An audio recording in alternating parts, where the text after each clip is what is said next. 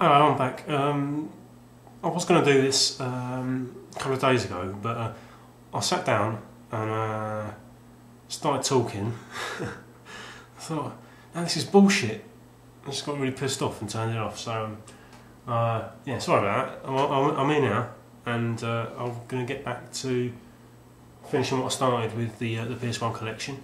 And for those of you who are worried about there's a bit of an overriding theme to what's coming up, I've made one addition, which is my most recent purchase, and I'll put it in just to break up the monotony for some of you, because like I said, there will be a running theme. So yeah, right, get back to it. This is the second time I've done this. Remember, it's the PS1 collection, and we start off with Gran Dia. Nice black label, eBay purchase, not too expensive. Really nice game. I think sort of overshadowed by the Final Fantasy series, like a lot of the PS1 RPGs were. Slightly different battle mechanic, not strictly turn-based, and also in the game world there's no random battles. You can see all the enemies coming, which is always nice as well. So you can avoid them if you really want to, and it's your choice of how many battles you fight out. Because I know that's a lot of people. That's what pisses a lot of people off, is the random battles and how many there are. But no, really nice game. Blinded. I really like the music actually. It's got that really sort of a rousing, got a standard typical RPG score, but I really enjoy it, and the opening FMV is really nice as well. And the only one thing against it doesn't come up too well on my LCD telly. It looks really pixelated, and so I think there's some sort of filter, isn't there, on the PS2 browser that you can apply, and it sort of rounds off the edges and makes it look slightly nicer. But no, really enjoy this, really enjoy it. So yeah, I'll do these. There's two here. I'll do these together.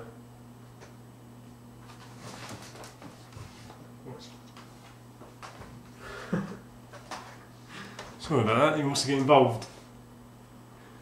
It was always cut me off. Yeah, Breath of Fire 3 and Breath of Fire 4.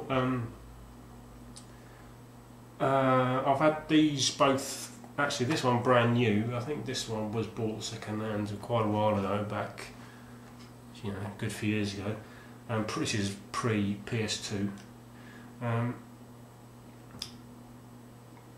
Both totally underrated games. They're not too expensive to find. Artwork's always really nice. The graphics are great, and more depth than they're really given credit for. I've played through them both. One of them I got really stuck in because it's got an awkward section where it's purposefully awkward. I think it's the number 3, where you have to traverse a desert or a long sort of plateau, and you have to guide yourself by the stars. And sorry, it's my cat again. You have to guide yourself by the stars, and I think you run out of water, and so you keep having to drink water and stuff. It purposely takes about 10 minutes of just like trudging in one direction, to keep orientating yourself by the stars, and until you get to where you think you're supposed to be, and then you realise you've gone a little bit offline, so you have to go all the way back again, reorientate yourself, and then it's a bit of a pisser when you're actually doing it. But I like that the sort of the challenge. It's a slightly different approach to just the standard gameplay. I think both games have got there's like a main world map, and you can choose to enter certain areas, and then when you need to level grind, you can choose to enter sort of specific battle areas. You can link attacks for like combos and things, and you can get these really spectacular spectacular attacks. I've watched a few videos on YouTube. I've experienced just a fraction of what these two games have got. I think it's number 4. I've seen people doing things that I had absolutely no idea, and it's just sort of linking combos, linking attacks for a massive combo. But and there's a lot of variation in these games. A lot of variation. This one especially has got a really nice look to it. It's almost cel-shaded graphics, but yeah. Wild Arms. This looks a bit dated now. The actual in-game graphics are pretty good, but the combat graphics, the engine's a bit rough. But it's 96, so it's pretty early. Now you control 3 main characters. Each have sort of core skills that you can coordinate to beat puzzles and things. And I really enjoy it. It's got a blight. The opening title sequence is one of my favourites. It's got almost like a spaghetti western anime opening title. It's really nice. It's got that sort of whistling spaghetti western soundtrack. Score that is quite popular. No, I've played through this 3 times. I've never completed it, and every single time, bar this last time, I've got to one point and got stuck, and I thought it was a flaw in the game. I thought it was a flaw in the game until I eventually thought, sod it, and looked on Games Spot, looked on their guides, and realised that it was just under my nose all along. Like this character, this guy, one of his skills is he's got a little pet rat that he can use to flick switches and things that are just out of reach.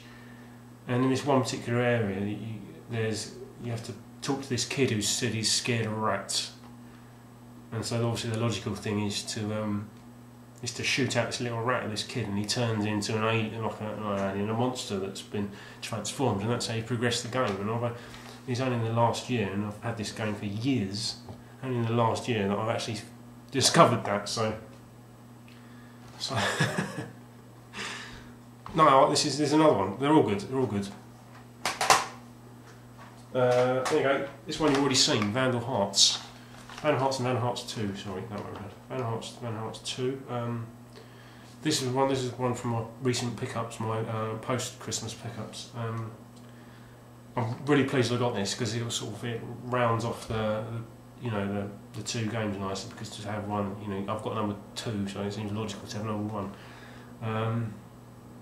This one's quite a standard turn-based strategy fantasy thing, and when I initially bought it, I was thinking, I hope it's like Shining Force, because Shining Force is one of my favourite games.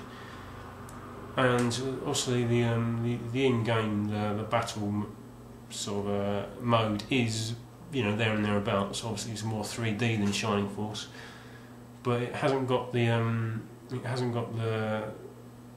sort of the world map. You can't move around to the towns and talk to people, which is a slight disappointment at the time. But then that becomes sort of inconsequential really, and it's actually a really nice game by its own right. Quite standard turn-based and famous for the gushing blood. But this one, there's a slight variation. It becomes not turn-based anymore, because they're very similar. They look similar. When you in this one, when you choose your move in battle, you actually move simultaneously with one of the enemy soldiers. So you can sort of almost predict and lure them into a trap, so which puts a nice spin on it. And of the 2, actually, to be honest, I've not played this in a long time, because I had it initially and traded it. But I like the variation of this one, so if I was going to pick one, I'd go with that one as my favourite. But here we go. This is for people who are getting a bit pissed off with all the RPGs. I bought this yesterday. I'll put it in my next pickups video, which will probably come today or tomorrow, hopefully. Pocket Fighter. $2.99 in Game Station. I saw it in a really nice condition. And I had to go last night. Really good fun. a really basic fighter. I think it's from is it the Super Puzzle Fighter? It's like the variation on it's not Columns or Buster Move. Is it? Can't remember. But it's got fighters from Street Fighter and Darkstalkers, and it's a really nice, kind of basic fighter, but really good fun. Really good fun, and looks great.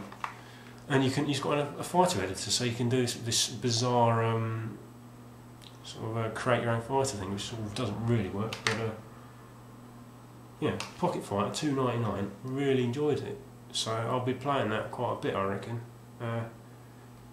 Quite easy to pull off the moves, which is good for me. So oh yeah, I'm gonna have to cut off here. So come back for part 4, 3 or 4, 5, maybe I don't know. Bye.